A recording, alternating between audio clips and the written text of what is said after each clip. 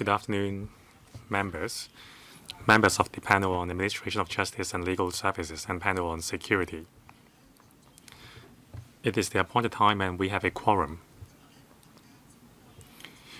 This is a joint meeting between the two panels. Item 1, election of chairman. As requested by the administration and with the consent of me and Chairman of the panel on security, Mr. Peter Shield, we convene this joint meeting. Mr. Peter Shield has agreed that I shall chair today's meeting. Subject to your views, I shall be the chairperson of today's meeting. Thank you. Item 2.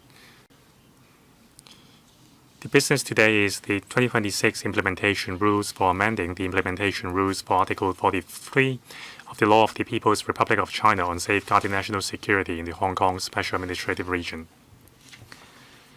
I will now ask the Secretariat to invite the government representatives to come in.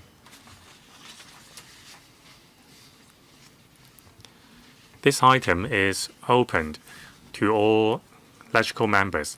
Invitation has been sent to all of them.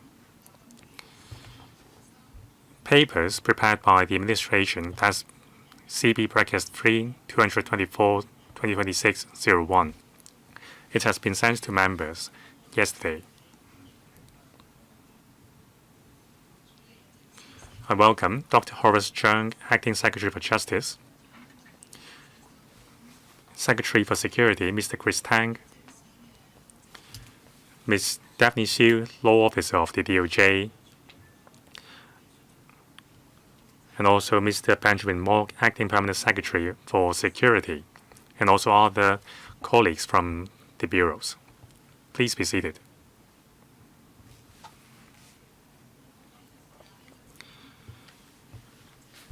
Now, members who would like to ask questions or speak, please press the button now.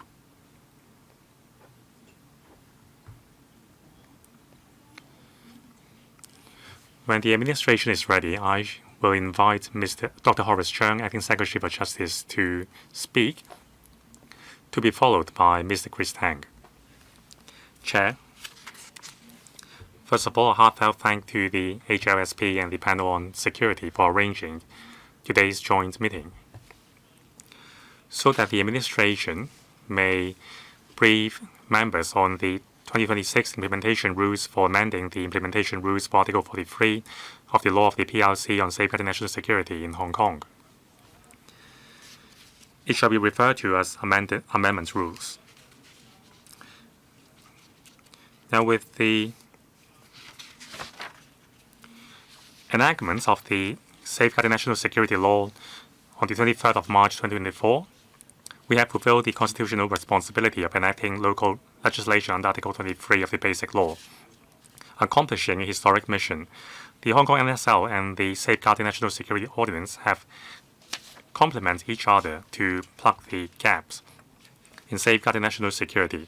However, we have the responsibility to continue to improve the legal system and enforcement mechanisms for safeguarding national security so as to continue to effectively prevent, suppress, and impose punishments for acts and activities endangering national security. That is the requirements under the 28th of May decision of the National People's Congress and the Basic Law. Now, with the increasingly complex geopolitical situation, national security risks are unpredictable and may arise suddenly and unexpectedly. As mentioned by the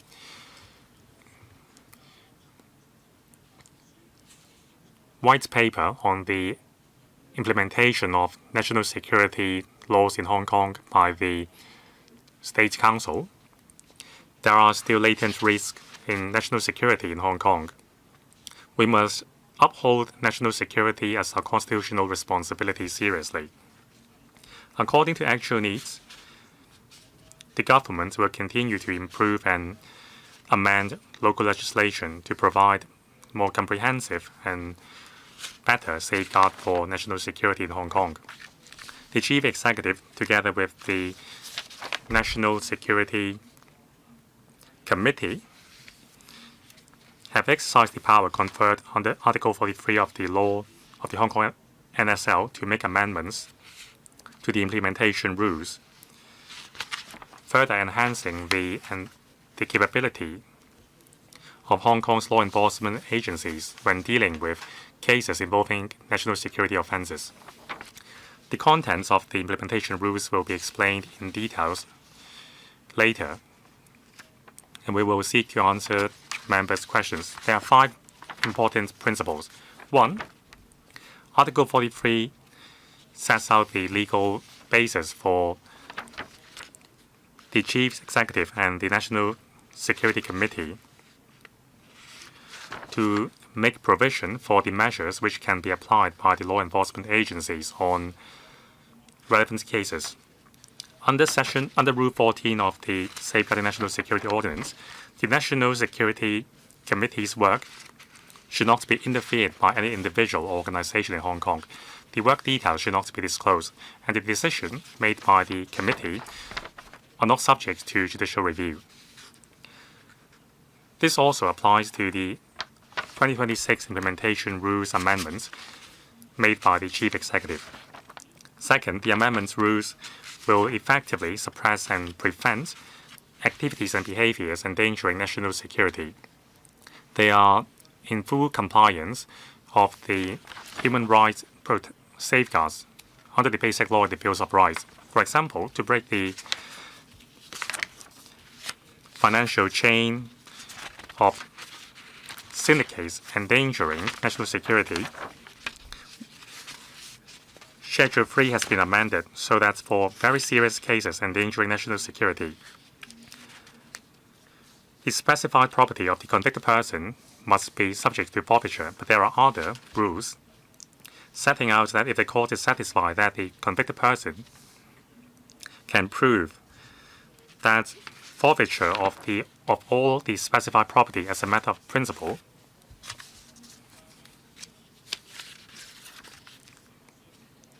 is blatantly or plainly disproportionate to the aim of preventing the convicted person from using the specified property to finance or assist in the commission of an offense endangering national security, then the court must order a forfeiture which is to the extent that it considers proportionate to achieving the aim. It is in line with the protection of the rights of private ownership of property under Article 6 and Article 105 of the Basic Law. There is a rights balance between national security and protection of private property rights. 3. National security law enshrines the principle of human-centric and common law spirit. For example, in Schedule 1, there is an addition in procedures dealing with claims of legal professional privilege. Specific timeline and workflows have been set out so as to ensure that claimants are entitled to Article 30, the rights of confidential legal advice under Article 35 of the Basic Law while enhancing the efficiency of handling cases. It is also in line with the requirements under Article 42 of the Hong Kong SL for cases to be handled in a fair and timely manner. It also protects the rights of the defendants to receive a fair trial as soon as possible. Another example is Schedule 5 and the amendments, requiring foreign and Taiwan political organizations and agents to provide information by reasons of activities concerning Hong Kong. A legal review mechanism has been added. If the party being required to provide information intends to challenge the legality of the request, then it must submit an application to the court rather than challenging the legality of the request in subsequent legal proceedings. It will prevent the undesirable situation of failing to comply first and challenging it. There is a rights balance between protection of organizations' rights and upholding national security. Many of the amendments are not unique to Hong Kong's jurisdiction. For example, under Schedule 5, it sets out that the police may request specified persons to provide decryption methods to electronic device. This is not something new to law enforcement agencies. In a judicial review case involving the SFC, the Supreme Court ruled that according to Cap 183, the SFO, the SFC has the power to request for the password to the mobile device and the email accounts of the defendants. In fact, the UK, Australia, and Singapore and New Zealand also empowered their law enforcement agencies to do so.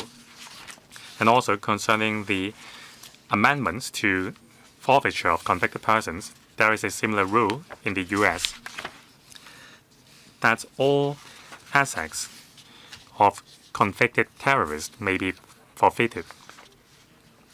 5. The amendment rules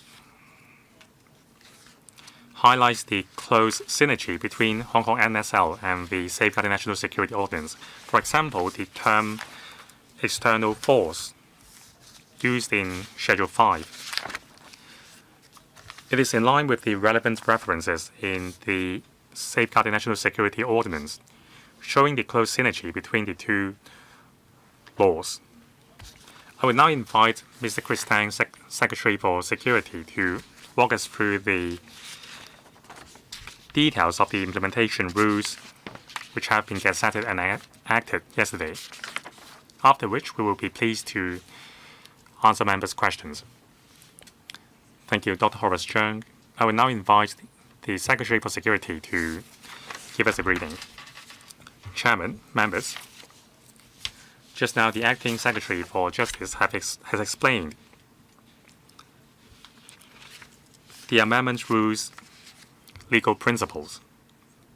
In a moment's time, I shall go into the details of the amendment rules. First of all, let me reiterate several points. The Hong Kong SAR government must fulfill its obligation under the decision of the National People's Congress and under Hong Kong national security law, that is to continue to improve the legal system and enforcement mechanisms for safeguarding national security. There is only a continuous tense for safeguarding national security. Security risks are unpredictable and may arise suddenly and unexpectedly. These amendments will enhance our implementation measures on safeguarding national security, as well as preventing and suppressing ever-changing national security risk. Now, Article 43 of the Hong Kong NSL empowers the Chief Executive and the National Security Committee to make provisions for the measures adopted by the law enforcement agencies. Implementation rules can be made. This power has been handed down by the National People's Congress to the government through Article 43 of the Hong Kong NSL. The power is distinct from the power conferred under subsidiary legislation. So the negative vetting or positive vetting procedures are not applicable to the implementation rules. So the vetting of the electrical is not required. Despite that, after the gazettal of the implementation rules, the administration immediately consults the chairpersons of the HLSP and the panel on security to convene this joint meeting to brief members on the implementation rules. 3. When dealing with offenses involving national security, we have gained implementation experiences. In addition to court rulings, with the knowledge gained, the Chief Executive and the National Security Committee have made the implementation rules to clarify certain aspects in the law as well as make technical amendments to further strengthen the enforcement capacity of enforcement agencies so that they can more effectively investigate, prevent, and suppress national security risks. 4. The amendment rules have enhanced the efficiency of law enforcement agencies in exercising the measures. There are oversight and supervisory mechanism. For example, the decryption requirements in Schedule 1, that's based on the mechanism of applying for a search warrant with a magistrate. And Schedule 2, prohibition of individuals to leave Hong Kong, there is also a review mechanism. And Schedule 5, there is a legal review mechanism to allow parties receiving the request to apply to the court for variation of the notification. And also, the offenses mentioned in the amendment rules are based on offenses which are common in Hong Kong's legislation. Mens reas and acted reas are required, and also there are exceptions as well as defenses. I stress that law-complying individuals will not be caught on the wrong side of the law inadvertently. It will not affect the normal operation of organizations and people's daily lives. In the following, I shall brief you on the main points of the amendment rules. This time, we have renewed 6 out of the 7 schedules. Apart from Schedule 6, there are amendments in all other schedules. I will give you more details. First, regarding Schedule 1, it concerns about searching the place for evidence. It authorized the law enforcement authorities, when they exercise the search power, they have the power to request a person, such as a suspect or the owner of certain devices, to provide the decryption method or to assist decryption. Without a reasonable ground, if they fail to comply such request, or knowingly or without any reasonable excuse or recklessly provide information that is false or misleading, there will be penalty. For example, there will be a fine of $100,000 and imprisonment for a year. For the latter one, there will be maximum penalty of 500,000 Hong Kong dollars and imprisonment for 3 years. Since yesterday, people claim that police officers can just ask everybody to give out the cell phone and release the password. There will be an infringement of privacy. This is false. This is a false threatening because of the national security reasons. They have to apply for a search warrant based on affidavit. Upon receiving such warrant, they will be able to search such electronic devices. They cannot just ask everybody to release the password of their electronic devices. The requirement of search warrant is to allow the police to search the content on such electronic devices. When they request for such password, that is to fulfill the search warrant given by the court. For example, when you have to search a certain apartment, if people are blocking the door and blocking the police officers from entering in, we have no other ways but to break in, and they are also in contempt of the law enforcement officers. If they avoid or if they refuse to give out the password, it is the same as blocking the door entering into the apartment. Therefore, it is reasonable. These related provisions can be found in many other jurisdictions, for example, the UK, Australia, New Zealand, Ireland, and Singapore. Apart from that, in Schedule 1, we have also included Section 2, that is the claims for legal professional privilege.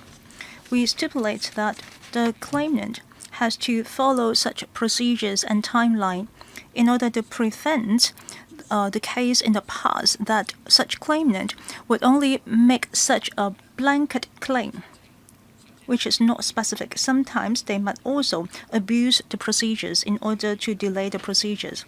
Schedule 2 is restricting persons under investigation from leaving Hong Kong. If they fail to comply the written notice to deliver the travel documents or to leave Hong Kong without approval, we will add certain penalties and fines. That is the fines of 100,000 Hong Kong dollars as well as imprisonment for 1 year. We also stipulate the returning of travel documents and permission to leave Hong Kong. The Commissioner of Police or a magistrate has to consider whether to grant an application if they are going to grant such application, national security must be a factor of consideration. They can also add certain necessary conditions when doing so. People who fail to comply, there will be some additional fines and penalty. That is, a fine of $100,000 and to be imprisoned for 1 year. Schedule 3. Rules relating to freezing, restraint, confiscation, and forfeiture of property.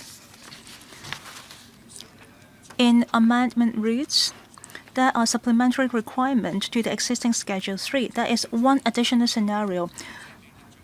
If the convicted person has been judged that they are endangering or committing offenses of endangering national security, if there is a lifelong imprisonment or over 10 years, the court can take away or forfeit the person's property to finance or otherwise assist the commission of offense endangering national security. Or if there is reasonable grounds that such person will be using their property to finance or otherwise assist the commission of offense endangering national security. On the day of releasing the confiscation charge, there will be specified property.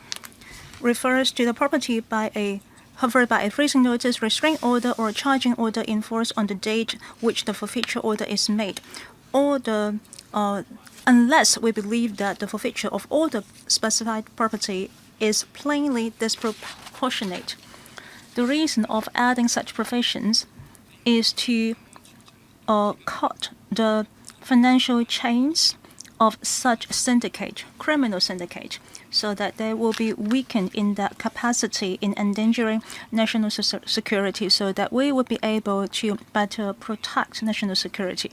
At this moment, the CED is able to search those items that is endangering national security in the border control points.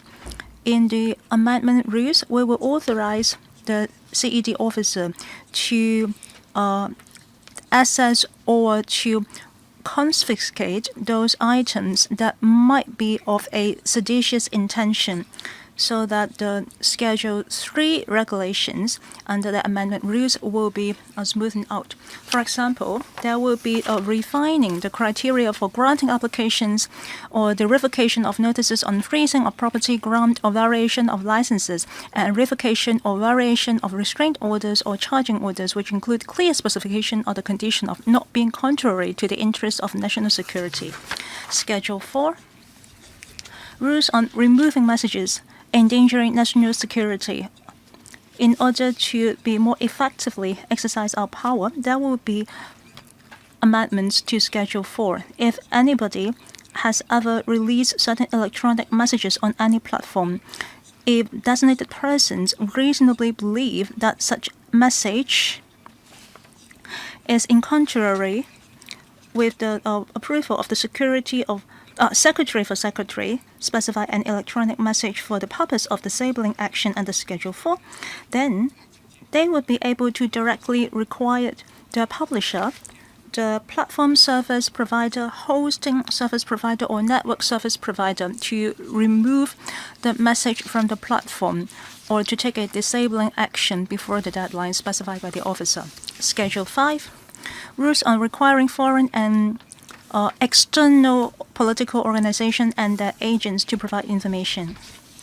After detailed investigation of our previous experience as well as the judgment delivered by CFA, the amendment schedule is completing Schedule 5.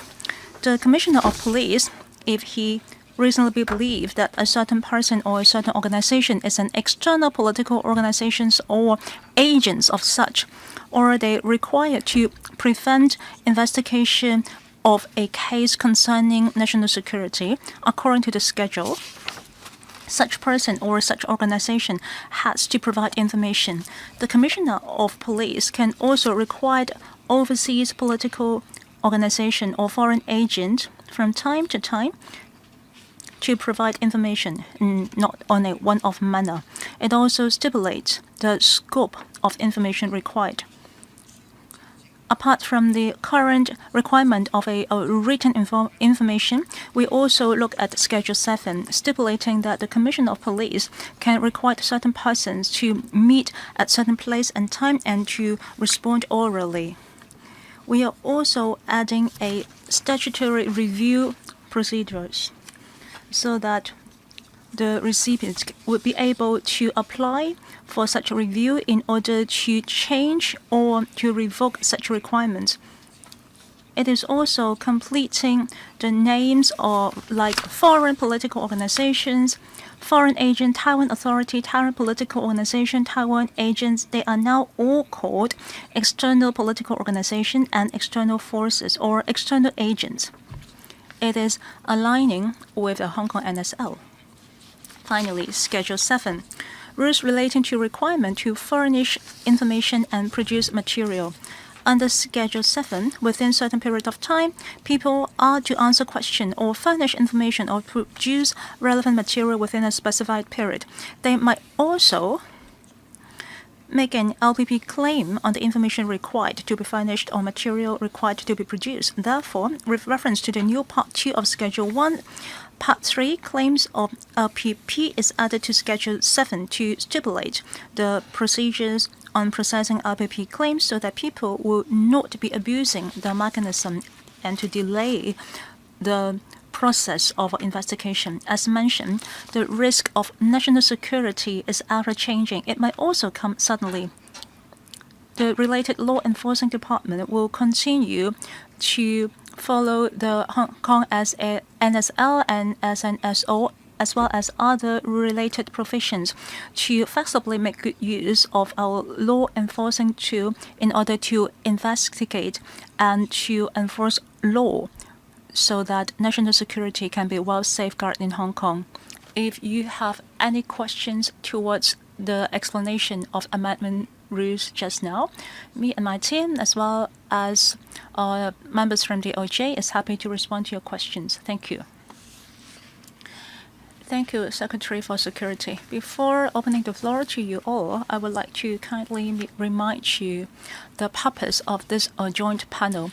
As mentioned by the administration, the CE, in conjunction with the National Security Commission, has already exercised the rule conferred by Article 43 of Hong Kong SAL, and that is why they have already put together the amendment rules of the Article 43 of the Law of the People's Republic of China on Safeguarding National Security in Hong Kong SAR. It was gazetted yesterday, and it has been in effect.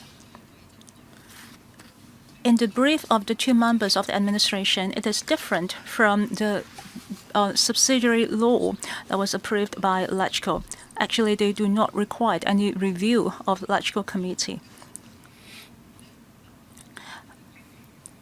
The calling of this meeting and the brief that was given by the administration is showcasing the respect from the administration to us. I will read the name to order. First, Deputy Chair, Chen Hock-Fung and Chris Yip, Andrew Fan, Chen Hak-Ken, Wu Ying-Peng, Elizabeth Quat, Dominic Lee, Thomas So, Maggie Chen, Eric Yim, Chen Cho-Kwong, Mr. Chen Yong, Lau Ka-Keng.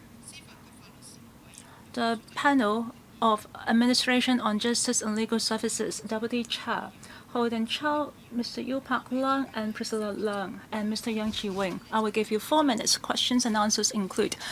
Please try to focus on the principle that I mentioned. Now, we would like to invite Mr. Chen Hock-Fung. Thank you, Chair. It is evident that the current international stage is treacherous. With this kind of uncertainty, we support the administration to make the amendment rules to enhance our capacity against national security risk. Now, the new rules, the new Rule 13A, for convicted persons in serious cases, the specified properties would be subject to forfeiture. Now, if the properties are related to a third party, for example, companies or properties held in joint names, how should that be dealt with? Secretary for Security. Thank you for the question. But the new Rule 13A in Schedule 3 aims at breaking the funding chains.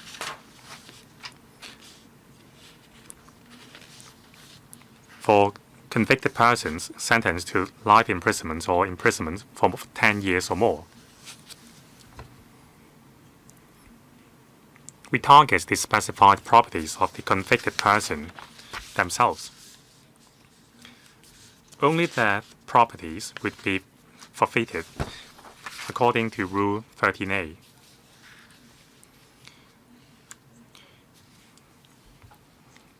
We would conduct a check on the identities of the directors of the companies. Only the shares held by the convicted person would be forfeited. The shares of the other directors will be left untouched. Now, concerning jointly held properties, upon issuance of a forfeiture order by the court, the contract will be separated into tenancy in common.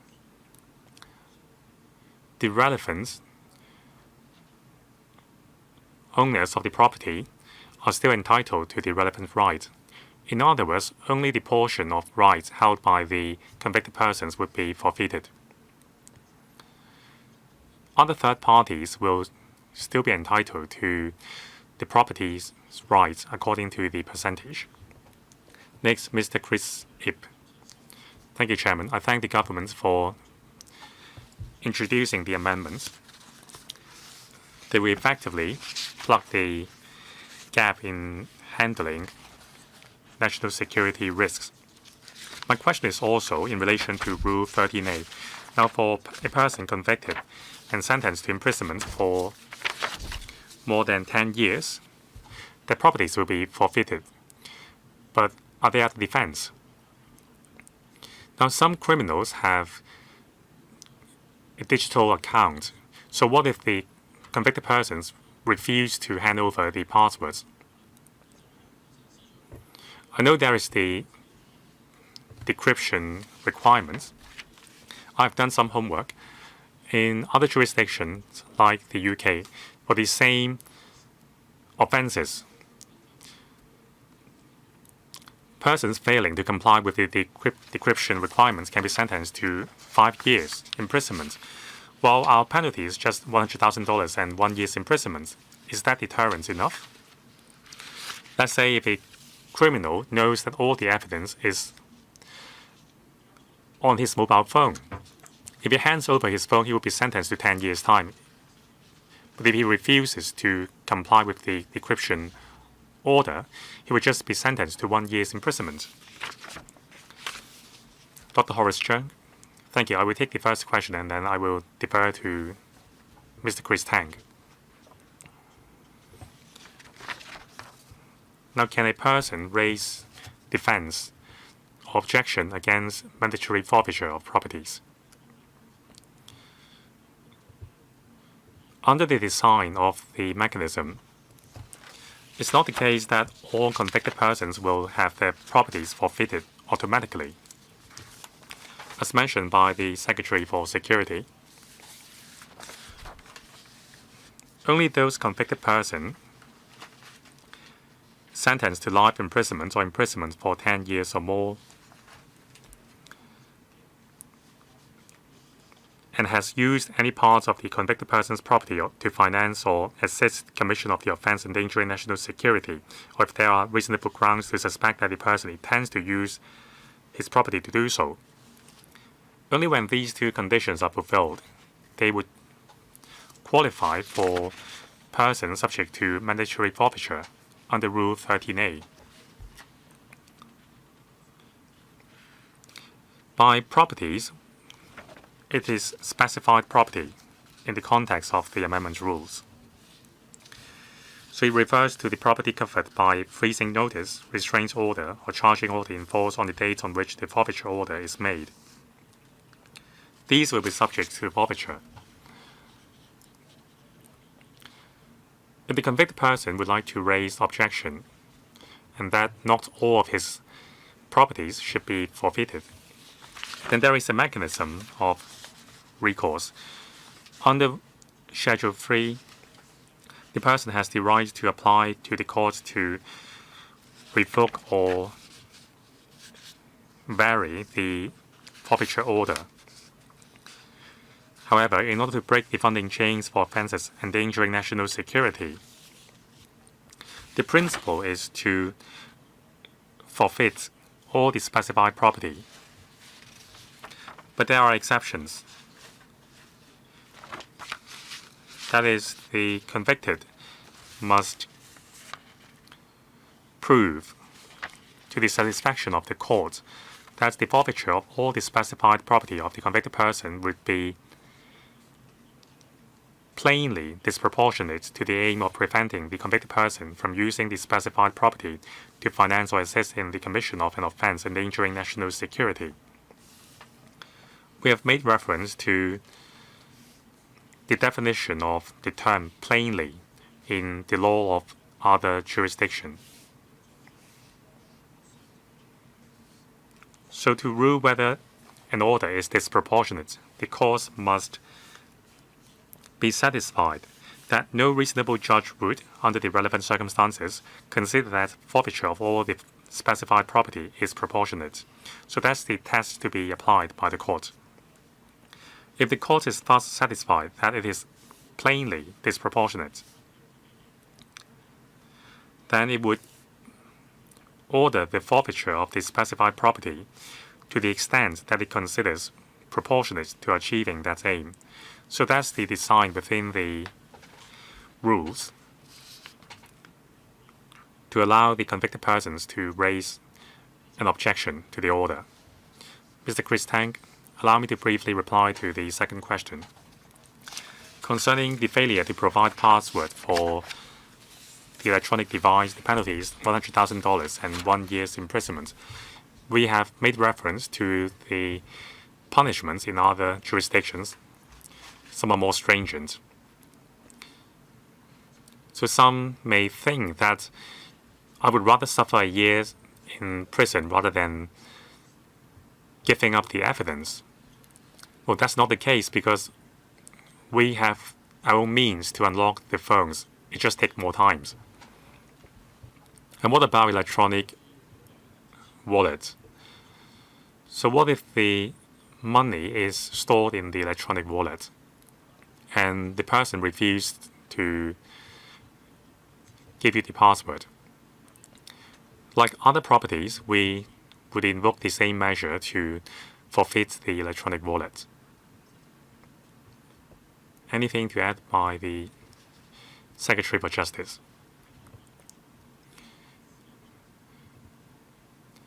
There is an authority categorizing electronic or digital assets as property. Professor Andrew Fan. I fully support the making of the amendment rules. As mentioned by the government, national security must be continuously upheld. Now, with the advancements in technology, we need to revisit the implementation rules from time to time to empower our law enforcement agencies to keep up with time. So I think the amendment rules are important in terms of ensuring the long-term stability of Hong Kong. But I have a question. There's a new term, specified person, as mentioned by the Secretary. It refers to subjects of investigation who are requested to hand over their password. So what about corporations? Some operators may be in possession of passwords and expeditious means of unlocking the phones or accounts. So are they covered by the rule? Secretary. Now, the rules are clear. A specified person includes a person under investigation, the owner or a person in possession or control of the electronic equipment. And also, it includes a person who is authorized to access the equipment, a person who is using or has used the equipment, or a person who knows of the relevant password or decryption method. So that is already specified clearly under Section 4, Bracket 3 of Schedule 1. No follow-up questions. Next, Mr. Gary Chen. Thank you, Chair. We know that the international political landscape is extremely complicated and there are lots of national security risks. The SAR government has the responsibility to continue to improve the legal system and enforcement mechanism to uphold national security law. It means taking stock of the past experience to enhance the capacity to prevent, suppress, and crack down on national security offenses. So I support the amendments. I've noticed that the amendment rules have reflected the government's respect to procedural justice and human rights. That includes concerning the rules of restriction from leaving Hong Kong as well as the forfeiture of properties.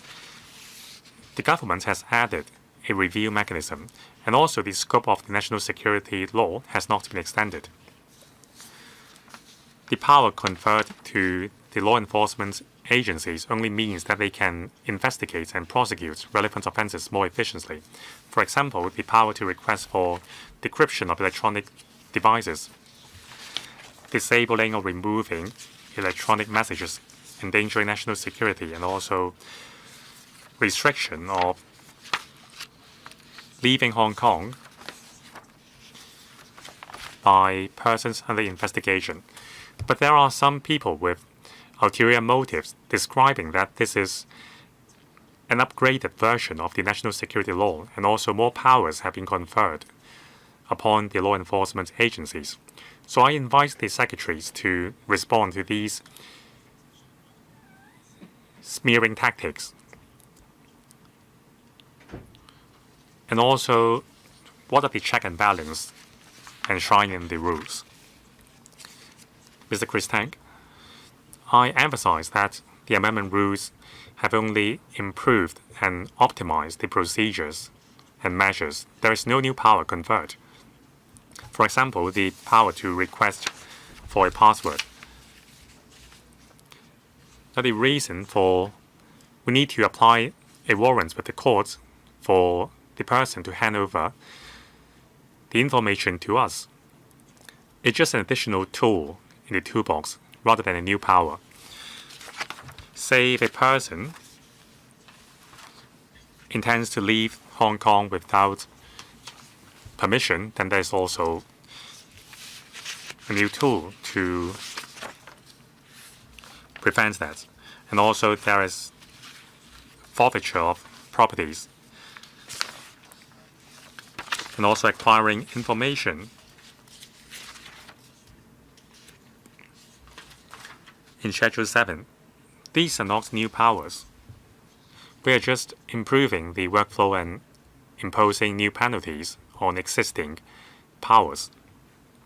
Now, on check and balance, there are a lot of check and balance within the rules. For example, the judiciary will become the gatekeeper. We need to apply for a warrant with the magistrate. And there are exceptional clauses and review mechanism. These show that all the new amendments are fair. Next, Mr. Wing Peng. Thank you, Chair. Secretary. In Schedule 5, Section 3, there is an additional statutory review. Those who receive written notice is allowed to file an application of the Court of First instance for revocation and the variation of such notice. I believe that this is a protection of human rights. With this mechanism, we believe that we would be able to strike a balance between fighting against offenses endangering national security and safeguarding human rights. I would like to seek a clarification. If those who receive written notice has already request for revocation and variation of such charge during that period, do they still have to fulfill such requirement? Or who's going to respond to it?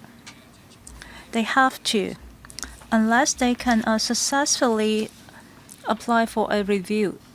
If it is not being revoked, they still have to comply with such requirement. Any follow-up question? No. It's clear. Thank you. Next, Ms. Elizabeth Quad. Thank you, Chairman. Geopolitical situation is becoming more severe day by day, endangering national security. As Secretary has put it, the threat against national security can be very sudden and unpredictable. So we have to constantly safeguarding national security, and there is no completion. Therefore, I support this endeavor. I trust that this is based upon the experience on law enforcement safeguarding national security. We'll be able to consolidate the capacity of such law enforcing officers in its law enforcement. Here, it required a specified person to provide password and decryption methods. After the release of news, there are people with other motive releasing rumors that in the future, police officers can intercept just any passerby and require them to review the password. It is actually creating fear and scares among the society. I am thankful for the clarification right at the beginning of today's meeting. I hope that it can be repeated. Second, such requirement points to the specified people. It is referring to the police officers who reasonably believe that such persons will be able to have such access to the password or decryption methods. And people say that, well, if I believe that anybody in the society is able to decrypt such device, then they will be required to do so. Therefore, people with such expertise on the grassroots level are also scared. If it is not the government's intent, could you please clarify? Secretary. I would like to repeat. The amendment rules only targeted at the offenses endangering national security. The police officer has to apply for warrant from the court, and the court will clearly stipulate which type of electronic equipments are being covered. They also have to provide password accordingly. We will not just casually make such request to make requests for people to provide the password of electronic devices just on the street, because there has to be affidavit with sufficient grounds to convince the judge at court to give us such warrant. I have cited this example early on. After we receive a warrant, well, if the judge is requiring us to retrieve content on the electronic equipment, if there is certain password blocking us or giving me difficulty to access certain content, such actions is like a person blocking the door as police officers seeks to enter a certain apartment. So we are adding some penalties here. If you give us a fake password or if you deliberately refuse to provide the password, you need to be penalized. Therefore, it is only applied to cases related to national security. Police officers need to apply for warrant with affidavit. Secretary, this is also why you mentioned that it will not affect ordinary citizens. Yes, how about the computer expertise? Would they be requested to assist in decryption? According to the law, we can require any specified person to provide reasonable and necessary information to the police officers. That means yes. Okay. Next, Mr. Lee Shi-king. National security is the foundation to our happiness and the stability of the society. Therefore, the amendment rules is something that I fully support. I have one question. According to Article 43, Part 1, it has also stipulated that the National Security Department under Hong Kong Police, when they are investigating certain cases, they can exercise certain provisions under this rule. So my question is, why is 13B and 13C being added in Schedule 3? They are actually authorizing people who are not, they are neither police officers nor people of the National Security Department. Officers of CSD is now authorized to forbid objects with a seditious intent. Are there certain cases happening before? Why is there such additional provision? Thank you, Chairman. Thank you, Mr. Lee. As mentioned, such amendment rules is related to Article 43. When we look at the clauses of Article 43, we have to understand all the clauses as a whole in order to understand or to respond to the question that was just asked. If you look at the wordings of Article 43, Part 2, it said that the Hong Kong SAR government, the Hong Kong National Security Committee, has to exercise certain provisions towards the law enforcing organs. For example, the Hong Kong police. According to this clause, it is very clear that all the law enforcing organs can exercise the 7 measures that was mentioned, and it is not restricted to the National Security Department under Hong Kong Police. Actually, in one previous case in the Court of First Instance, it has also triggered Schedule 1 of this article, and it is also in compliance with my understanding just now. Therefore, which particular law enforcement department can exercise certain measures, it is actually defined or decided by the details set out by the National Security Committee. Is it because of previous cases? Is that why you amend as such? According to the existing Customs and Excise Ordinance, they can only they can not forbid such article. They can only search for it. But in the previous cases, we discovered that there are some seditious article after it is being collected by the CED. They have to wait until the Hong Kong police officers to come in order to forbid it. While by optimizing it, even the CED officers will be able to do that. Next, Mr. Thomas Tso. I'm thankful for the presence of the administration. National security is of utmost importance. I hope that the Secretary will continue to explain to us. After the release of the amendment rules, we all discover that there are people with other motives who make use of this opportunity to smear us. We are aware that there are such people in the past who are waiting for a chance in order to badmouth the central government as well as the policies of Hong Kong SAR government. I hope that you will continue to promote and explain such amendments. Second, I want to say that I completely support such amendment rules. I have 2 questions. I would like to take this opportunity to seek clarifications from the Secretary and your team. First, about the decryption of electronic devices.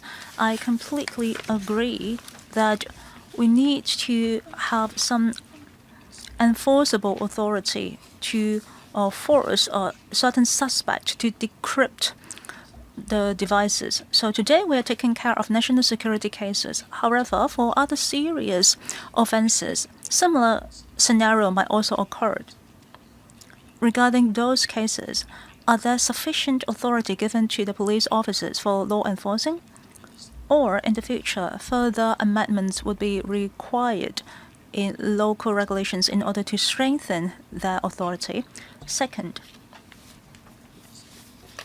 in paragraph 26, it is talking about CFA. There was a case in last March. Under Schedule 5, if an organization or individual receive a written notice and fail to comply with the requirement to provide information, then the prosecutor needs to prove that people who receive such written notice or the organization who receive such written notice has to be an external agent de facto. Only under such condition, they would be required to provide information. Regarding that, this is the judgment of CFA. It would become a case law, a legal principle. And the existing amendments is actually lessening such requirements. It would be sufficient if we have reasonable grounds to believe so. Of course, it would be easier for the law enforcing body to exercise the power, but there will be people saying that it is disrespect of the case law or the legal principle there within. I would like to see if the Secretary and your team would like to respond to such comments. Let me respond to the first part, and Dr. Zheng will respond to the second part. The amendments that we have is to amend the implementation rules under Article 43. Therefore, all the considerations are national security related. You are asking if it will be applied to other serious crimes. Well, we will be considering that in the future, but not this time. Dr. Horace Zheng? Thank you, Mr. Thomas So, for an excellent question. This is a good opportunity so that we can explain ourselves to the society. What is the constitutional order in Hong Kong? Why is it appropriate? Under the constitutional order in Hong Kong, we all know that different bodies exercising their power according to a basic law and HKSAL. We all have different functions. For example, the National Security Committee will have the responsibility to safeguard national security of Hong Kong according to National Security Ordinance. And as we can see, the power conferred by Article 43, they will also put together implementation rules. For the executive branch, they will set out the laws and to set up policies. As for the legislature branch, they will establish the legislature and to make amendments. As for the judiciary organs, they are there to judge and to exercise the law enforcement power. Therefore, under the common law system, when we talk about courts, in the process of considering a case, unavoidably, they will be able to interpret certain statutory laws. If the policymaker believes that certain interpretation of the court cannot fully reflect the intent of certain policies, or if it is revealing that the original legislature required amendment, then the executive branch would have to amend the law according to the rulings of the judiciary branch. It is a common practice in Hong Kong and in other common law jurisdictions. Therefore, we are not revoking the ruling of CFA. It is just different branches fulfilling their functions within the government. In the process, our legal system will continue to be perfected and pushing our society to move forward. According to the ruling of CFA, you have also added a new statutory review mechanism, correct? Yep.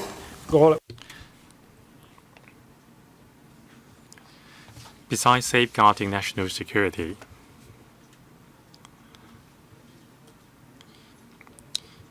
we have designed the mechanism so as to protect the human rights enshrined in the Basic Law and other legislations. No follow-up questions from Dr. Thomas So. Next, Ms. Maggie Chan. Thank you, Chair.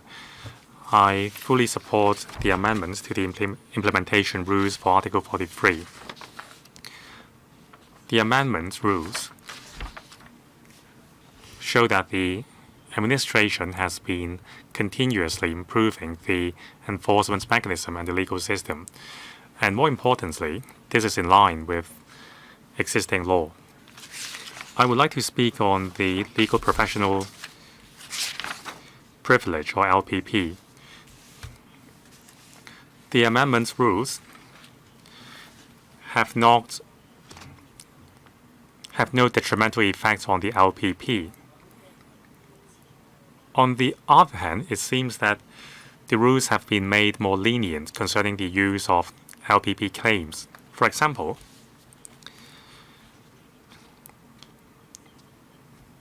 for a claimant of LPP, the application has to be done within 14 days' time. And also there can be more than one application. After the LPP has been revoked because of failure to apply within 14 days, I can apply for restoration of my rights after 14 days. On the other hand, the court has to grant an extension on the application period based on reasonableness as well as national security. I think the rules are now more lenient.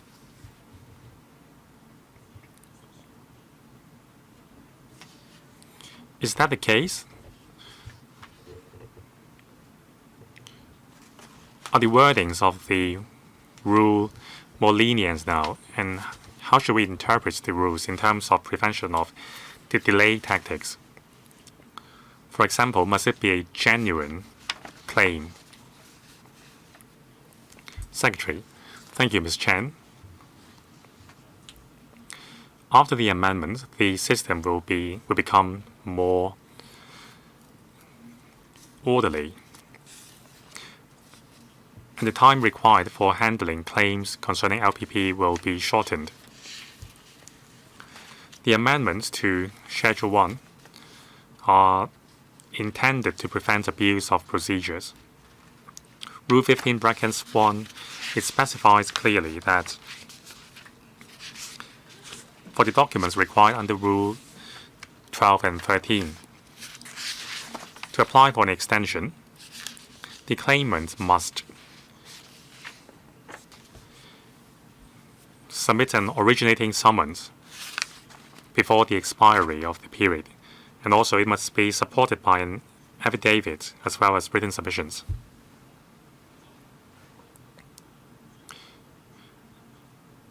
If an application cannot be made within the specified time period, and according to Rule 17, the relevant LPP claim would be deemed as withdrawn. For such a case, unless the claimant has met the conditions set in Rule 18, otherwise the claimant will not be able to reactivate or restart the claim. So these conditions are rather stringent. For example, the claimant must prove that they have made reasonable efforts, and also the delay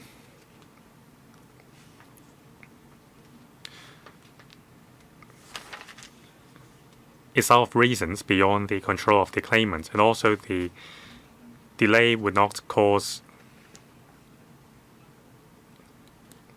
a risk to national security. So we will not allow any delay tactics.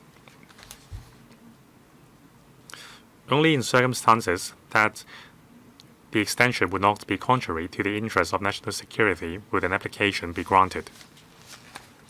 Now, if a claimant or a lawyer deliberately submits an application out of time due to a delay tactic, then they would be put under a very risky situation that their application would not be granted.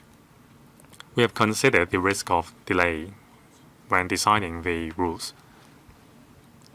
Ms. Maggie Shen. So after the amendment, does it mean that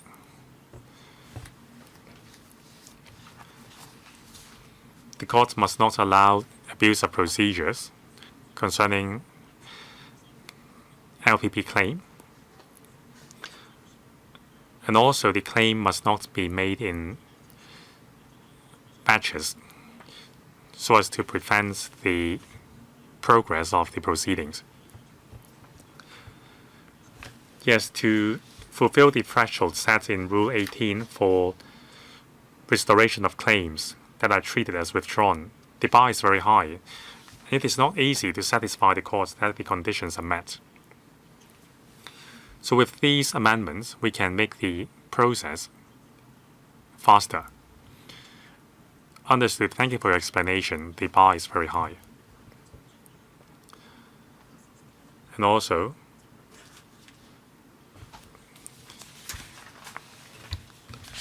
if there is an abuse, it would be contrary to Article 42 of the Hong Kong NSL that cases must be handled in a fair and timely manner. Correct. For a case to be heard expeditiously in court, that is beneficial to all parties, including the defendants. There were accusations that prolonged court proceedings would adversely affect the defendant. So this is exactly how we want to prevent a delay. Actually, on many occasions, the delay has not been caused by the prosecution. Very often, it is because of abuse of process on the part of the defendants to delay a court appearance. That's not satisfactory to all parties. Next, Mr. Eric Kim. Thank you, Chair. Only with national security can we have prosperity in Hong Kong, so I support the amendments. So my questions are, first of all, requesting specified persons to provide passwords for their electronic devices. Now, if a specified person acts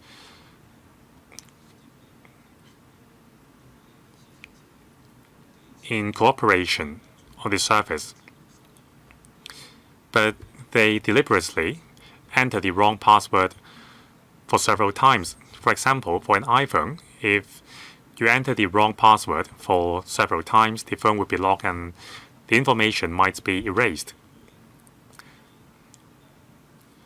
For these occasions, how can we hold the person accountable? If the person insists that they have forgotten the password, how can we say that this is a deliberate act? Second question, according to Schedule 2, Rule 13A, a person under investigation who fails to surrender travel documents or leave Hong Kong without permission may be subject to a fine of $100,000 and 1 year's imprisonment. Now, investigated persons in national security cases pose high risk to national security compared to ordinary criminals. So during the black-clad violence, we have seen numerous cases of abscondents. Having left Hong Kong, these persons under investigation would not return to Hong Kong. So I think the penalty of $100,000 fine and 1 year's imprisonment is not deterrent enough. So if a person is designated as a person under investigation, can the police apply to the court to put the person's name on alert for the customs so that the person cannot leave Hong Kong via the official borders? Secretary, First of all, concerning someone pretending to have forgotten the password or entered the wrong password, it depends on the case itself. For example, if the person has already unlocked the phone 5 times today, it would be unreasonable for the person to suddenly forget the password. So we would consider these circumstances. Second question concerning leaving Hong Kong. Persons who are forbidden to leave Hong Kong would have their travel documents surrendered. And also we have a list of persons who are prohibited to leave Hong Kong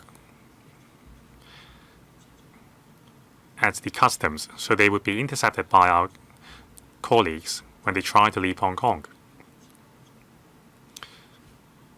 So besides not being able to leave Hong Kong, they would also be charged with another offense. Mr. Chen Cho Kwong. Thank you. I fully support the amendments. My question has been asked by Mr. Eric Yim. So my question is, having forgotten the password, does that mean that I refuse to provide my password? Are they the same? Secretary. I think that depends on individual cases. For example, judging from the record, the person has only used the phone 3 years ago, then it might be reasonable for the person to claim that they have forgotten the password. But if the person has just used the phone a minute ago, then it is unreasonable to have forgotten the password. Mr. Brave Chen. Thank you, Chen. Thank you, Secretaries. Now, Hong Kong has all along had the constitutional obligation to improve our law on national security, so I support it. There are wars going on in other places of the world, so we should treasure our peace. And these amendments are mainly for protecting the people. Now, the laws of the Five Eyes, including the US, have much more stringent laws compared with ours. So comparing our laws and our penalties with the laws of those countries, theirs are much more stringent. Now, concerning the new penalties on persons under investigation who try to leave Hong Kong, it is applicable to the person under investigation themselves. But what about people who assist persons under investigation to abscond? That is a serious crime as well. Now, the Custom and Excise Department is given a new tool. What about the Post Office? Would they be given the same power to plug possible gaps? 3 questions. Mr. Chris Tang, I will take the question concerning the Post Office. Now, for parcels sent to Hong Kong from foreign countries, it involves a custom clearance process. So indeed, some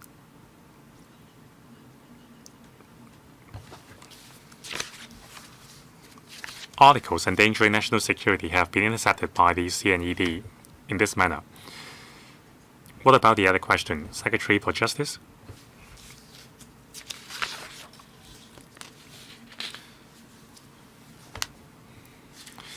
Would you please repeat your question, Mr. Brave Chen? Now, like Article 43's legislation, the other jurisdictions have much harsher laws on national security offenses. It even comes with capital punishment. So compared with countries in the Five Eyes, can you give us a comparison? Maybe not now, but if there is a list showing a comparison between our laws and theirs, it would help us understand the situation. And second, will you also catch those people who help persons under investigation to abscond? because we have seen similar cases before. Can we compare the laws on forfeiture? Ivan. Responding to the question of Mr. Chen Yong, you're asking in the existing amendments, are there any comparisons between our penalty and the penalties of other jurisdictions? Every time we put together any provisions, we will take reference of the measures of other jurisdictions. We will also consider the actual situation in Hong Kong. Let me cite 2 examples. The first one, in Schedule 1, specified persons are required to provide password or decryption methods. If you look at the penalty in the UK, in year 2000, there is an act on the power of investigation in which it says for ordinary cases, that is not restricted to national security cases. It is applicable to other serious crimes. For non-national security crimes, the highest penalty is imprisonment of 2 years. For cases concerning national security, the maximum imprisonment is 5 years. Another example is in Schedule 2, there is a provision stipulating the failure to comply the restrictions on leaving Hong Kong. There is a penalty provided there. If we compare the national security law of the UK in 2023, if a person is leaving the UK without allowance, there will be a penalty of imprisonment for 10 years, and there is no reasonable excuses available as a defense. There is another question which concerns those who assist person under investigation to abscond. Well, because there is aiding abetting provisions. For any criminal offenses, if you assist others to breach the law, it will already be a criminal offenses. Therefore, it will be able to resolve all your concerns. Just now, we have Mr. Leung Man Fong, Ivan Leung, Acting Principal Government Counsel, Department of Justice. Next, Mr. Lau Kar-keung. At the moment, we see ever-changing situation geopolitically speaking. Therefore, our works in safeguarding national security has to keep up with time. Therefore, I completely support the authority or the power conferred by Article 43 under Hong Kong NSL, so that we will continue to fulfill our mechanism under HKSAL. This is actually our constitutional responsibility. There have been a number of significant amendments which strengthen law enforcing organs to prevent and resolve offenses that threaten national security. In Schedule 4, rules concerning the disabling and the removing of electronic messages. It is a strengthening of monitoring on the internet. I believe that this amendment will be able to go against misinformation or fake news. Apart from taking the initiative to clarify, this is also a very powerful law enforcement tool. Aside, the amendment rules also showcase the emphasis on human rights and procedural justice under the common law systems. For example, there will be a statutory review mechanism added to certain schedules. I hope that the administration will be able to go online and offline to further explain to the public, so that the general public would understand that the amendment rules will not affect our everyday life, as well as the normal operation of any institutions. In contrary, as protectionism is on the rise and under the ever-intensifying geopolitics, as we strengthen our protections over national security, we can become a safe haven, just like President Li Qiang has mentioned. It is a foundation of certainty, and it is also a stability as a safe haven. Anything you would like to respond? Well, we will certainly try our best to clarify and explain to the public, so that the general public can understand that the amendment rules carries certain intent, background, as well as its details. There is no additional power that is given under the amendment rules. Thank you. Next, Mr. Hou Junchao. Thank you, Chairman. Given the existing geopolitical situation, we know that anything could happen. In terms of safeguarding national security, we do need to progress with time. Therefore, the amendment rules that is released this time is a result of previous experiences because we have been handling certain cases that endanger national security. That's why we want to improve and deal with the situation. I completely agree. I also agree with what the Secretary has stipulated. The amendment rules is only targeting at the criminals, the minority that is threatening national security. Ordinary citizens will not be affected. I trust that the general public shall understand. I have one question regarding the legal professional privileges. As a lawyer, we would understand that between the defendants and the lawyers, including the legal advice that is given, there will be privileges provided, and it will not be served as evidence on court. This is a principle that has been existing in the common law system. This principle has been upheld. In this amendment rules, I would like to seek explanation from the administration about a certain area. Maybe in the past there have been cases threatening national security. Maybe there are certain defendants that is making use of LPP. As they make claims of LPP, they can abuse the procedures. Because when we discuss any dispute, we can argue if it falls within the scope of LPP. And every time it needs to conduct an oral hearing, and it would take a lot of time. In the existing amendment rules, there are provisions preventing the abuse of the procedures. If not necessary, we shall use a more effective mechanism to take care of it. An oral hearing is not necessary. Well, because there are people who abuse the procedures. I want to learn more from the administration. According to your experience, or if there are certain defendants who abuse such procedures in order to achieve the goal, what exactly is the story? I would like to learn more. Thank you. Did you encounter any cases of abuse in practice? Secretary. Thank you, Mr. Chow. We do have stories to tell. Certainly, legal professional privilege is a very important principle and right under common law. Actually, Article 35 in Basic Law, it is also protecting such privilege. Previously, when we tackle national security cases, there are certain claimants who make claims on LPP. Very often, they are only advancing broad and unspecific claims. Sometimes they might even abuse the procedures in order to delay the investigation. Therefore, in Schedule 1, after the amendments, we hope that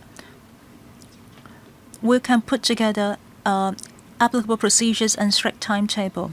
As I respond to Mr. Chen, I said that our aim is to enhance efficiency of investigation. As mentioned by the chairman, we want to make sure that they can be on trial in a just and timely manner. I would like to cite two examples to explain situations that tend to trigger procedural abuse. I can compare it with the existing amendment rules so that you can understand. According to the previous provisions, when police officers have to unseal certain electronic devices, or when they have to make copies of certain materials, the claimant or his or her representatives has to be in presence. In our experience, the claimant or the representatives will always say that they cannot cooperate with the timeline of the police. They will ask for rescheduling, and that's why there have been a lot of delays. In Section 11, Schedule 1, the police officer, that is the defendant, only has to stipulate the prior notice to the claimant about the time and place of unsealing. Even if the claimant or his representatives is absent, the defendant can also unseal and make copies. Another example, in the past, the claimant has to provide with the evidence of affidavit or the written submissions in order to stipulate what is the scope and nature of the material involved, and what is the reasons for which the material is subject to LPP. In the past, this is exactly the procedure that has been delayed. They will ask for postponement again and again, and there is no consequences if they are late. During oral hearing, even when we're trying to do scheduling, they would always say that it is impossible for them to cooperate with the scheduling. If there is no consequences, then the procedures or the proceedings will be severely delayed. That's why we have put together a strict timetable. In Section 15, as explained, there will be a high threshold so that the court will allow for an extension of period. According to Section 17, if they are expiring the time, then it will be treated as withdrawn. Such high threshold is to ensure that the procedures will be conducted in a fair and orderly manner and to prevent delays. Next, Mr. Yu Pak Lek. Thank you, Chairman. The risk of national security is varying and ever-changing. We do have the constitutional responsibility to consistently improve the system and mechanism of safeguarding national security.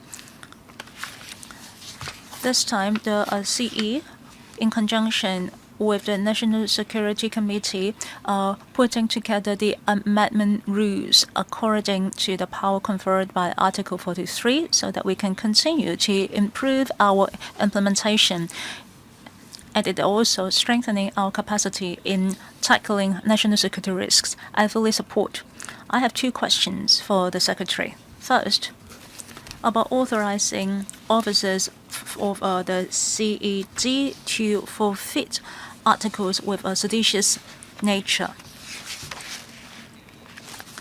So from the perspective of travelers entering from different control points, would the CED take into account of the numbers of articles that is in their custody? How can we differentiate a organized trafficking or a personal collection? Well, because there are people who are exaggerating and spread rumors. If you are taking certain materials or articles that are politically sensitive, you will be immediately arrested. These are the rumors. I would like to seek clarifications. Second, about messages that endanger national security. We know that such electronic message has to be stopped as soon as possible because it can be spread very quickly online. It is very important for us to stop all spreading channel. As we know, we have a lot of fraud, advertisement, and content. If we request for disabling or the removal of such messages, it will be very difficult. I would like to know if you have built up an effective and real-time communication mechanism with the major service provider. Do you have confidence to deal with such a quick and widespread transferring of messages? Are there any certain deadline of the removal of messages, for instance, within certain hours, so that we will be able to stop it from source? So that is in relation to Schedules 3 and 4. Mr. Chris Tang. Thank you. Concerning CNE officers confiscating seditious articles. So first of all, those articles can be publications or other items like a flag or a toy figure.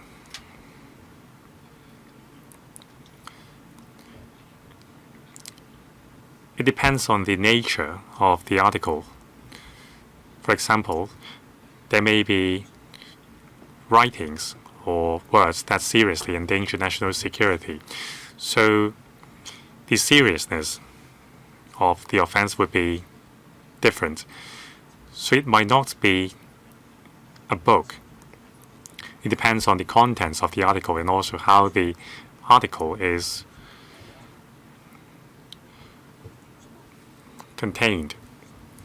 Now, concerning removal of the article, according to Schedule 4, the operators need to remove the article, otherwise it would be against the law. So we have a very close working relationship with the service providers in Hong Kong. We are sure that they will comply with the law and remove the relevant articles. Concerning Schedule 3, there is a 60-day period to make written submission, and the magistrate will be the gatekeeper. Yes, that's the rule. There are 60 days for the relevant party to make a written submission concerning the forfeiture. Professor Priscilla Leung. Thank you, Chair. I submit the amendment rules to the implementation rules. Now, the scope of the amendment covers issues that we have encountered before. For example, unlocking the electronic devices. And there are other rules concerning prohibiting persons under investigation to abscond. We have already seen cases like that, so we need to plug the gap. Breaking the funding chain of financiers of national security offenses. Now, with the complicated international landscape, the amendment rules will improve the mechanism to address problems that we have encountered before. Now, back in 2022, the country promulgated Article 43 as well as the Hong Kong NSL and included in Annex 3 of the Basic Law. So the interpretation power is vested with the National People's Congress and Standing Committee. So I believe the more detailed the implementation rules are, the better. It's better to give real example to help the public understand the spirits of the law.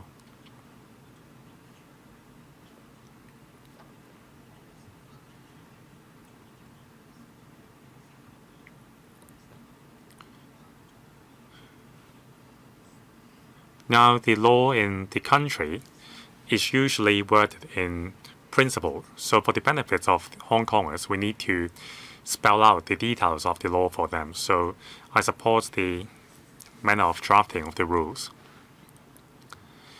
So I applaud the government's efforts to give priority to human rights. For example, presumption of innocence and other human rights enshrined in the relevant laws. So as mentioned in paragraph 8, the government has balanced the need to uphold national security while protecting human rights. And I fully support changing the expression in terms of foreign and Taiwan political organizations to external political organizations.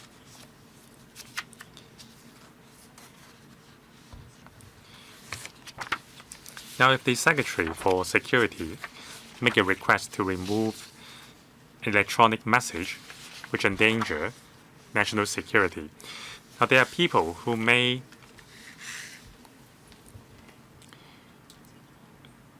modify the message by changing the symbols or in other manner to bypass the law. So is that possible? Secretary.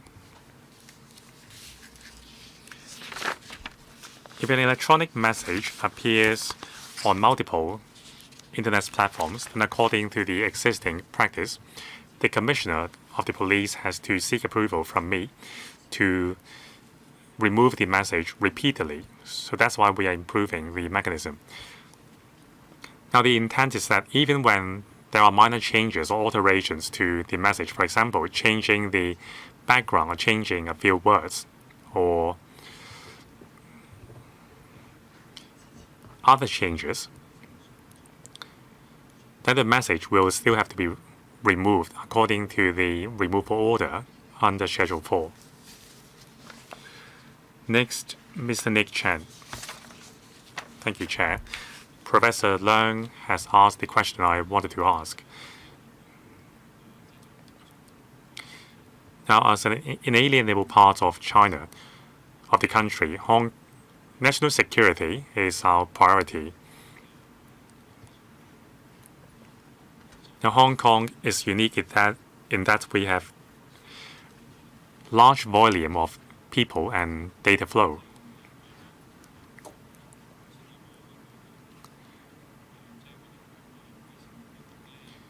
Now, there has been worries about the compliance costs for corporations to operate in Hong Kong as well as other Asian countries like Singapore.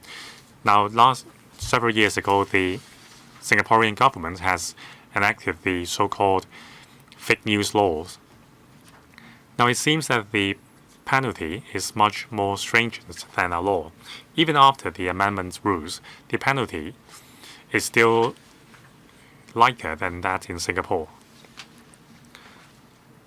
Now, in Singapore, if internet operators fail to remove messages or information on the request of the government, then they will be fined 1 million Singaporean dollars and imprisoned for 5 years. Our penalty is just $100,000 and 1 year's imprisonment. It's the message we are sending that we want to lower the compliance costs and lessen the worries of the operators. Secretary, each jurisdiction would set their own level of fines depending on their own situation. That's what we are doing. We think that the current penalty level of $100,000 and 1 year's imprisonment are appropriate. After Mr. Dennis Leung has spoken, I will draw the line. There are 2 more members who are pending to speak. Mr. Dennis Leung. Thank you, Chair.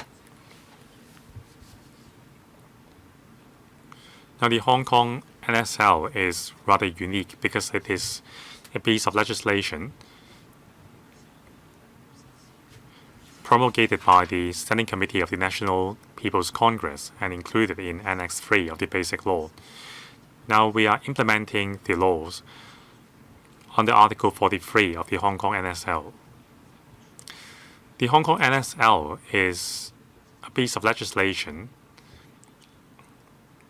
in the nation, so we need to ensure that we can implement the law in our common law jurisdiction organically. Now, the implementation rules have been amended once in year 2023.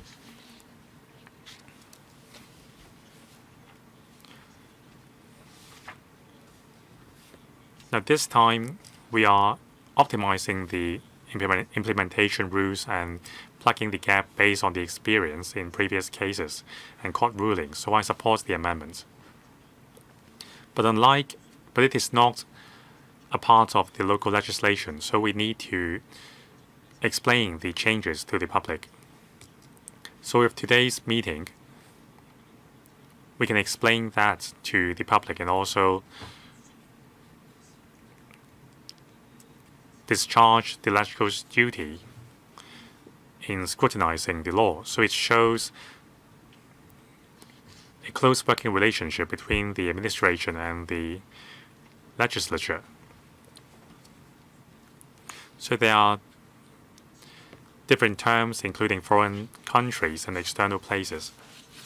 So one of the amendments this time around is to change foreign or Taiwan political organizations to external political organizations.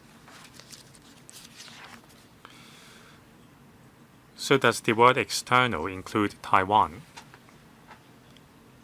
I think it requires some clarification.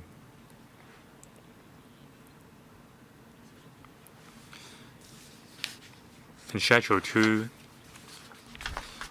Rule 2(5), there are some new penalties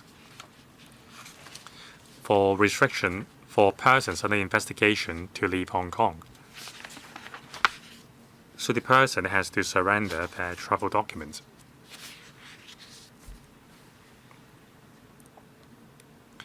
So if a person has left Hong Kong via illegal means or illegal routes,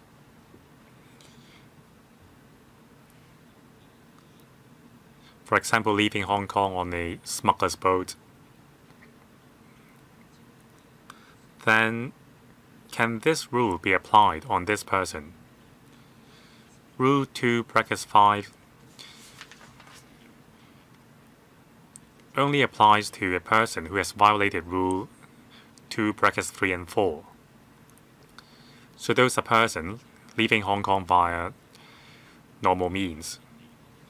So if a person has left Hong Kong via alternative means, can the person still be held accountable? Is Schedule 2 sufficient in dealing with possible cases of people leaving Hong Kong via illegal means? Thank you. Secretary. Thank you. I will take the first question. I will defer the other one to Mr. Chris Tang. In my opening remarks, I stressed that the amendment rules have highlighted the close synergy between the Hong Kong NSL and the Safeguarding National Security Ordinance. Now, one example is Schedule 5, as mentioned by Mr. Dennis Leung. We are aligning the expression of external forces. Now, considering the term external, yes, it does include Taiwan. Will Mr. Chris Tang please answer the second question? Now, for persons who have their travel documents seized according to Schedule 2, they are not allowed to leave Hong Kong. They may leave Hong Kong via illegal means, for example, on a boat. So attempting to leave Hong Kong is also an offense. If they succeed in leaving Hong Kong, well, there was a case, a dozen of people left Hong Kong via a smuggler boat. They were then arrested in the mainland, and because of their abscondence, they were brought back to Hong Kong to serve a sentence. So if they are designated as specified abscondees under the national security law, there will be more measures to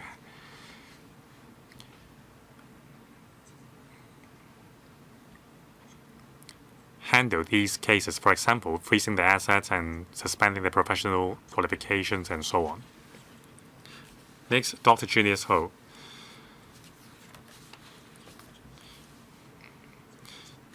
I want to learn more about the amendment rules and their implementation.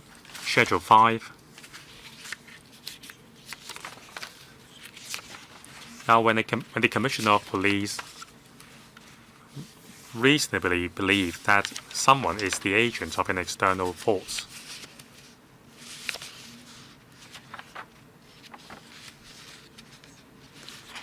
and a request is made for the person to provide information concerning national security offenses. First of all, the term agent. Does that mean existing agents of external organizations active in Hong Kong? So the agent must be physically in Hong Kong to be targeted by Schedule 5. Is that the case? The persons must be within Hong Kong. 根據嗰 According to the provision, if the Commissioner of the Police with reasonable grounds believe that such organization conduct activities in Hong Kong, including conducting activities via other persons, so that persons do not have to be physically existing in Hong Kong. My question is, does the agent has to be physically present in Hong Kong? Yes, includes their existence in Hong Kong through other people, and it's the agents. If that particular person is working for the external organization and there is no illustrations saying that they are an agent, do we have the statutory presumptions that he or she is an agent? How do we define agent? According to the provisions, it's scattered through other persons, so not through an agent. It is in section 2(1)AA.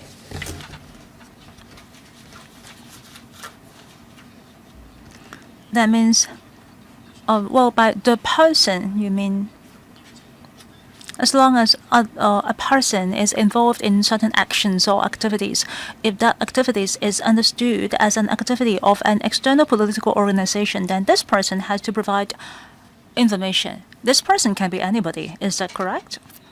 Even if there is no stipulation saying that it is an agent or, well, as long as they are other person, then they would be required to answer. Is that the case? Secretary. Mr. Ho, may I refer you to Schedule 5 and the definition?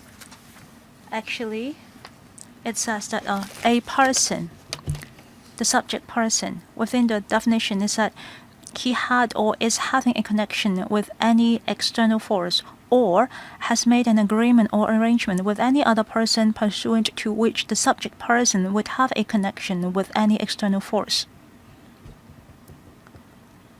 It can be found in the definition. If that is the case, then the subject person would become the agent of that external forces, and they would be the one who commissioned them. It can be found in bracket 2. Here is the definition of the definition and the relationship between the subject person. So if any person, if they are not stipulated as an agent of certain organization, then they will fall within the scope of a person. Is it that broad? As long as a person is involved in certain actions or activities, then you have to respond because you are covered by Schedule 5. Otherwise, you will be in prison for 3 years or a penalty of up to $500,000. Mr. Ho, may I refer you to bracket 2? A, it is talking about a person. In B, it is very important.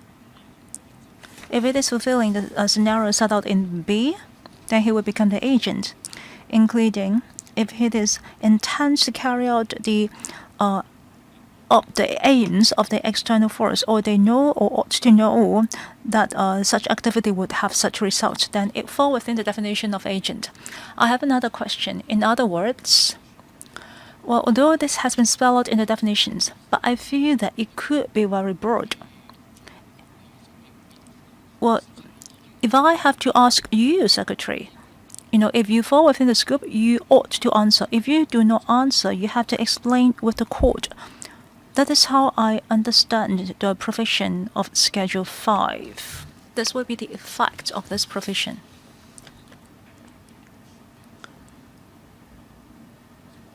If you are not agreeing with this, you can explain to the court, but I would have the grounds to go after you. DOJ? Is this the time when the statutory review mechanism can kick in? Yes, they're asking about 3A.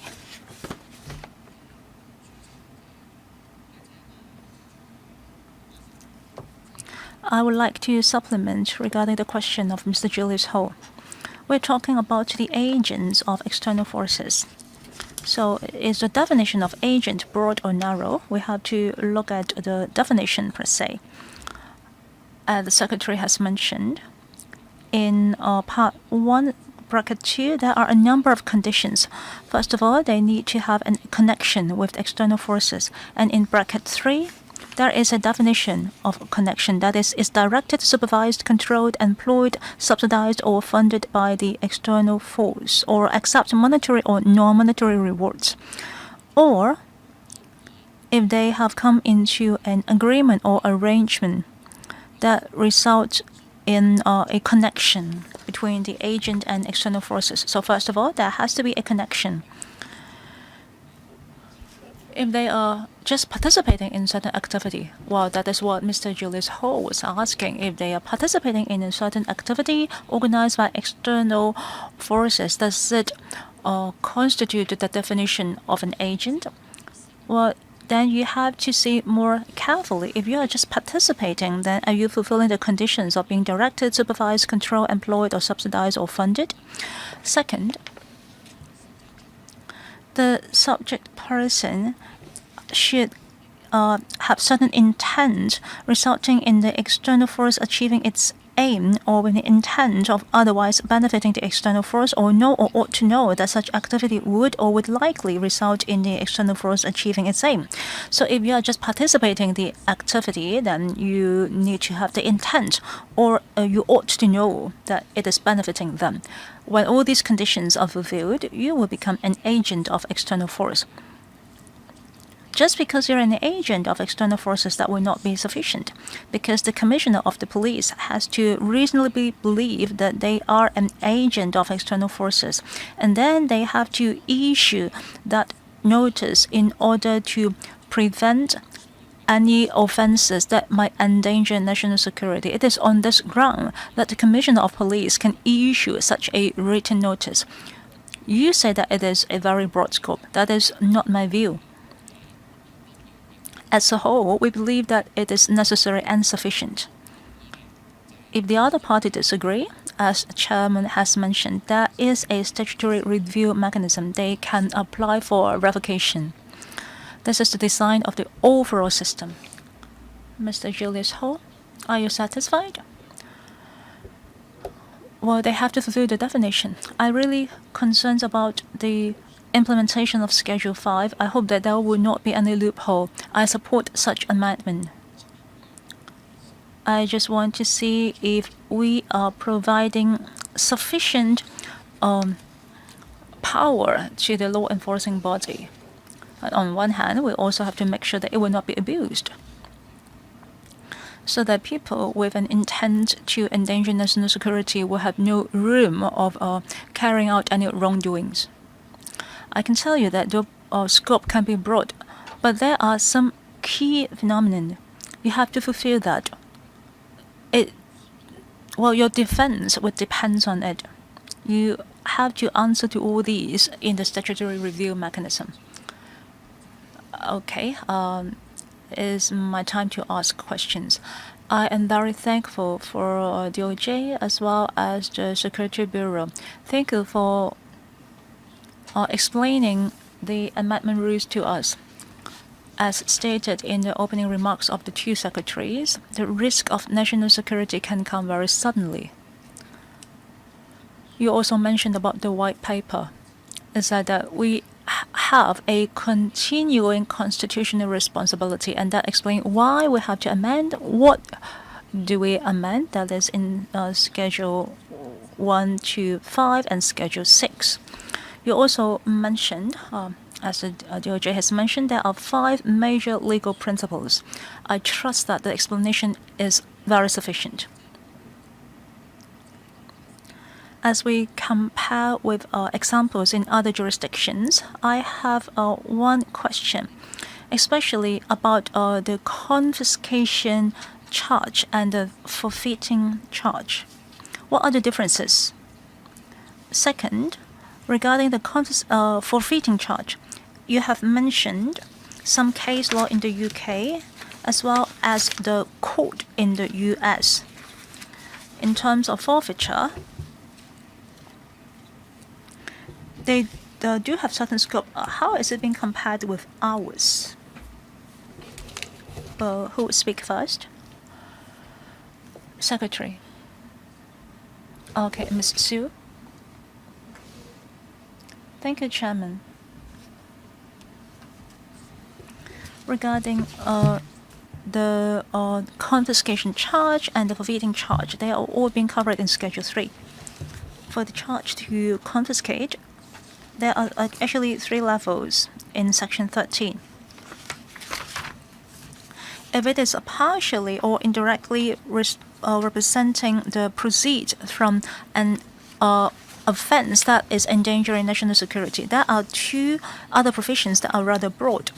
That is, if the fund is intent or had intent to assist or funded any offenses that endanger national security, then it will fall within the scope of the confiscation charge. But of course, it has to be applied with the court, and the court has to be satisfied with the reasons. As for the forfeiture charge, you can find it in Section 9, Schedule 3. This one is different. They have to prove that such property is a proceed from the criminal offenses. It has to be the proceeds of the criminal activities. That is the scope of the forfeiture order. As for case law in other countries, it can be found in a document we submit to the LegCo. It is a case from the United States. In Remarks 20, is that since September 11 incident, the U.S. further amended its law on property forfeiture, and the scope of forfeiture regarding those considered to be terrorists was broadened substantially. According to Section 806 of the USA Patriot Act 2001, that is the current 18 U.S.C. 98 1. Bracket A, bracket 1G1, all assets, foreign or domestic, of any individual, entity, or organization engaged in planning or penetrating any offenses of terrorism against the U.S. citizens or residents in the U.S., and all assets can be forfeit, be it foreign and domestic. I don't see any members who show the intent to speak. Thank you very much for the representatives from both DOJ and the Security Bureau. Agenda item. The next agenda item, any other business. If there is no any other items, I declare that the meeting is adjourned. Thank you.